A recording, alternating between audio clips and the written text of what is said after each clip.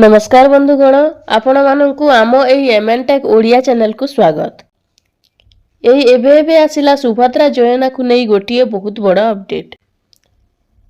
तेबे update T कौन रही जानिबा पूर्वरु वीडियो टी को स्किप न करी आरंभरु शेष पर्यंत देख। अपडेट टी कौन रही जानि परिबो। 4.5 लाख हिताधिकारी को मिलिबो सुभद्रा सहायता। चलित सप्ताह रे मिलिबो सुभद्रा टंका 250 कोटी रु अधिक टंका 4,57,681 जन हिताधिकारी बैंक खाता को पठाइबे राज्य सरकार।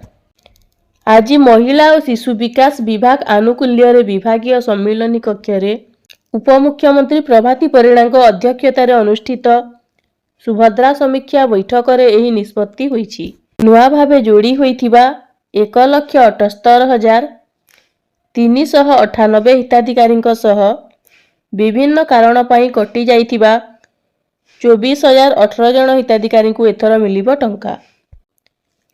सेहीपरि जो हिताधिकारी माने तृतीय किस्ती पाइथिले किंतु प्रथम द्वितीय किस्ती रे तांको नाम नथिला से भली 2,55,265 जन हिताधिकारी को चलित सप्ताह रे सुभद्रा सहायता मिलिबो।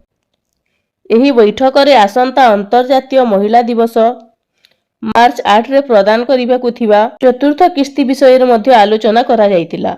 समस्त योग्य हिताधिकारी को चतुर्थ किस्ती सुनिश्चित करिबा पई बैठक रे स्थिर करा जायतिला। तो एटा थिला अपडेट जहा मु आपनकु जणे दिली।